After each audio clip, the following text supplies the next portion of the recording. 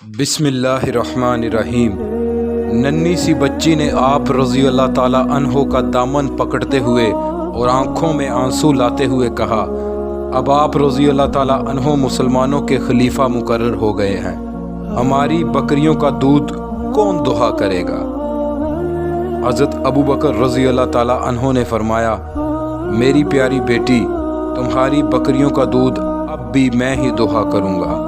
میں خلیفہ بن گیا ہوں تو کیا ہوا، خلافت مجھے خدمت خلق سے باز ہرگز نہ رکھ سکے گی۔ یہ کہتے ہوئے حضرت ابو بکر صدیق رضی اللہ تعالیٰ عنہ نے بچی کو ہاتھ میں اٹھا کر پیار کیا اور وہ خوش خوش چلی گئی۔ مدینے میں ایک بوڑھی عورت رہتی تھی۔ حضرت عمر رضی اللہ تعالیٰ عنہ روزانہ صبح سویرے اس کی خبر گیری کے لیے جایا کرتے تھے تاکہ اس کا کام کاج کر دیں، لیکن کوئی ان سے پہلے ہی بڑھیا کا کام کر کے چلا جاتا۔ ایک دن حضرت عمر رضی اللہ تعالیٰ عنہ نے پکا ارادہ کر لیا کہ اس شخص کا پتہ لگا کر رہیں گے۔ ابھی رات کا پچھلا پہر باقی تھا کہ حضرت عمر رضی اللہ تعالیٰ عنہ بڑھیا کی جھونپڑی کے قریب چھپ کر بیٹھ گئے۔ تھوڑی دیر بعد کیا دیکھتے ہیں کہ ابو بکر صدیق رضی اللہ تعالیٰ عنہ چلے آ رہے ہیں۔ انہوں نے دل میں کہا، ابو بکر رضی اللہ تعالیٰ عنہ، یقیناً یہ کام تمہارے سوا کوئی نہیں کر سکتا۔ چنانچہ ان کے دیکھتے ہی دیکھتے حضرت ابو بکر رضی اللہ تعالیٰ عنہ نے بڑھیا کا سارا کام کاج کیا اور چلے گئے۔ حضرت ابو بکر رضی اللہ تعالیٰ عنہ نبی کریم صلی اللہ علیہ وآلہ وسلم کی وفات کے بعد مسلمانوں کے خلیفہ مقرر ہوئے۔ خلیفہ بننے کے بعد بھی وہ کندھے پر کپڑے کے تھان رکھ کر فروخت کرنے کے لیے نکل جاتے۔ حضرت عمر رضی اللہ تعالیٰ عنہ نے انہیں تھان کندھے پر رکھے جاتے دیکھا تو بولے، اب آپ کو یہ کام نہیں کرنا چاہیے، اب آپ خلیفہ بن چکے ہیں۔ حضرت ابو بکر صدیق رضی اللہ تعالیٰ عنہ نے فرمایا، اگر میں کام نہیں کروں گا تو بچوں کو کہاں سے کھلاؤں گا؟ اس پر حضرت عمر رضی اللہ تعالیٰ عنہ نے بڑے بڑے صحابہ کو جمع کیا اور یہ مسئلہ ان کے سامنے رکھا۔ طے یہ پایا کہ حضرت ابو بکر صدیق رضی اللہ تعالیٰ عنہ کو بیت المال سے 1500 روپے سالانہ تنخواہ دی جائے تاکہ وہ اپنا زیادہ تر وقت مسلمانوں کے کاموں میں صرف کر سکے۔ وفات کے وقت آپ رضی اللہ تعالیٰ عنہ نے وصیت کی کہ میری فلاں زمین فروخت کر کے وہ تمام رقم جو دوران خلافت میں نے بیت المال سے وصول کی واپس کر دی جائے۔ شاید ان کا یہ خیال تھا کہ جو رقم انہوں نے وصول کی ہے اس کے مطابق قوم کی خدمت نہیں کر سکے۔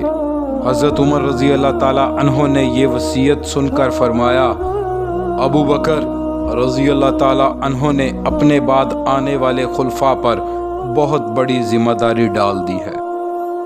بیت المال سے ملنے والی تنخواہ اس قدر کم تھی کہ بامشکل گزر اوقات ہوتی۔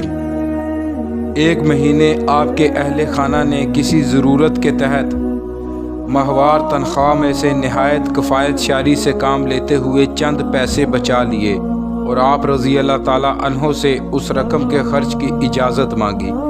آپ رضی اللہ تعالیٰ عنہ نے وہ پیسے فوراً بیت المال میں جمع کرا دیے اور آئندہ کے لیے تنخواہ میں سے وہ پیسے کم کروا دیے، اس خیال سے کہ اتنے کم پیسوں میں بھی گزارا ہو سکتا ہے۔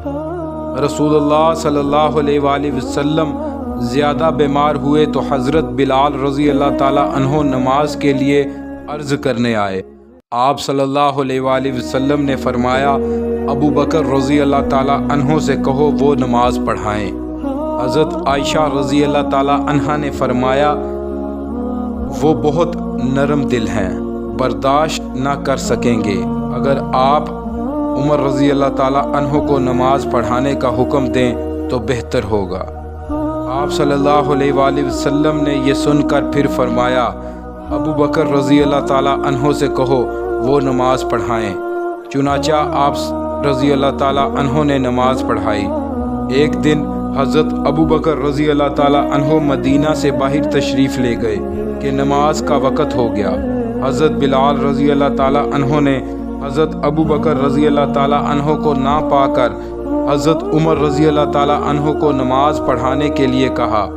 حضرت عمر رضی اللہ تعالیٰ عنہ بلند آواز تھے، انہوں نے تکبیر کہی تو ان کی آواز حضرت عائشہ رضی اللہ تعالیٰ عنہ کے حجرے میں رسول اللہ صلی اللہ علیہ وآلہ وسلم کے کانوں تک پہنچ گئی۔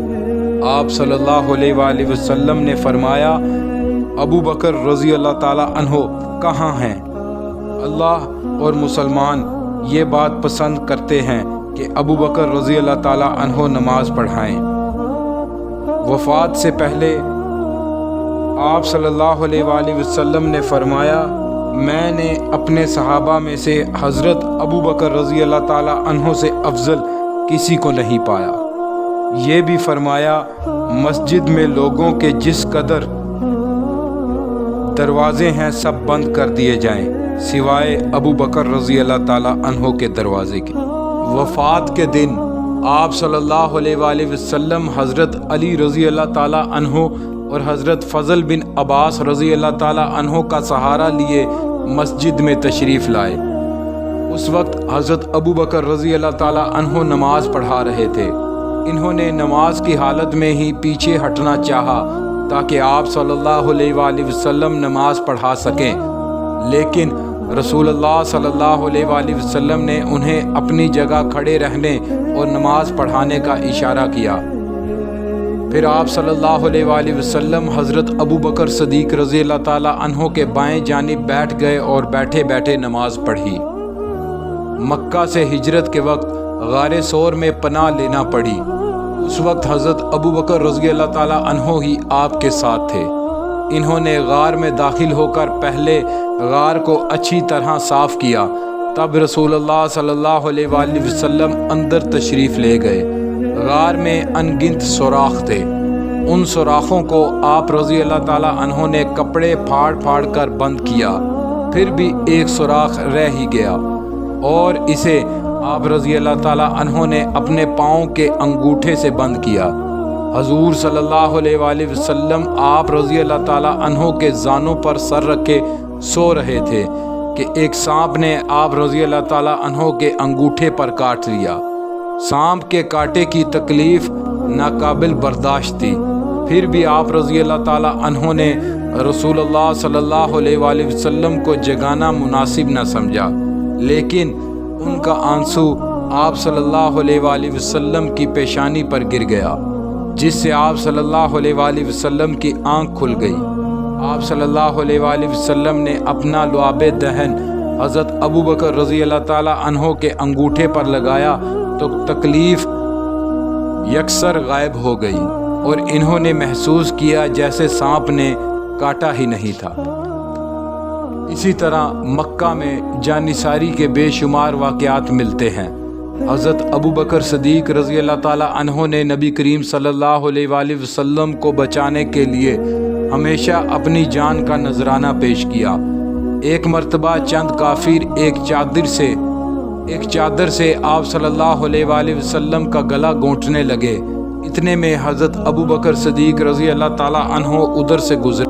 آپ صلی اللہ علیہ وآلہ وسلم کو کفار کے نرغے سے چھڑایا اور ان سے کہا، تم ایک شخص کو صرف اس لیے قتل کر ڈالنا چاہتے ہو کہ وہ یہ کہتا ہے کہ میرا رب اللہ ہے۔ غزوہ احد کے روز جب مسلمان فتح کے بعد مال غنیمت لوٹنے میں مصروف ہو گئے اور کافروں نے گھاٹی کی طرف سے دوبارہ حملہ کر کے وقتی طور پر انہیں شکست سے دوچار کر دیا، تو جن جانثار صحابہ نے آپ صلی اللہ علیہ وآلہ وسلم کو بچانے کے لیے اپنے حلقے میں لے لیا اور جی جان لگا کر کافروں کا مقابلہ کیا، ان میں حضرت ابو بکر رضی اللہ تعالیٰ عنہ بھی شامل تھے، اور بہادری میں آپ رضی اللہ تعالیٰ عنہ کسی سے پیچھے نہ رہے۔ غرض تمام غزوات میں حضرت ابو بکر صدیق رضی اللہ تعالیٰ عنہ نے رسول اللہ صلی اللہ علیہ وآلہ وسلم کے دوش بدوش حصہ لیا۔ اللہ تعالیٰ کے آخری نبی صلی اللہ علیہ وآلہ وسلم نے اس دنیا سے رحلت فرمائی تو مسلمانوں پر غم کا پہاڑ ٹوٹ پڑا، ان کی حالت دیوانوں کی سی ہو گئی۔ حضرت عمر رضی اللہ تعالیٰ عنہ کا تو یہ عالم ہوا کہ ننگی تلوار لے کر مسجد میں کھڑے ہو گئے اور بلند آواز میں کہنا شروع کیا، جو شخص یہ کہے گا کہ رسول اللہ صلی اللہ علیہ وآلہ وسلم فوت ہو گئے ہیں، میں اس تلوار سے اس کا سر اڑا دوں گا۔ آپ صلی اللہ علیہ وآلہ وسلم ہرگز فوت نہیں ہوئے، بلکہ اپنے رب کے حضور تشریف لے گئے ہیں، اسی طرح جس طرح حضرت موسیٰ علیہ السلام تشریف لے گئے تھے۔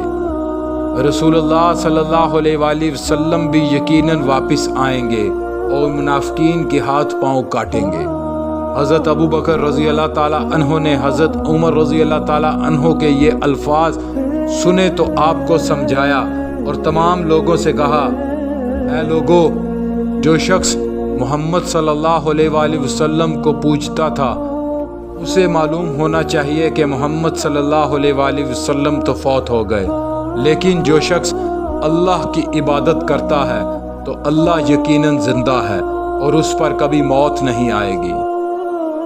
اللہ پاک پڑھنا اور سننا قبول فرمائے۔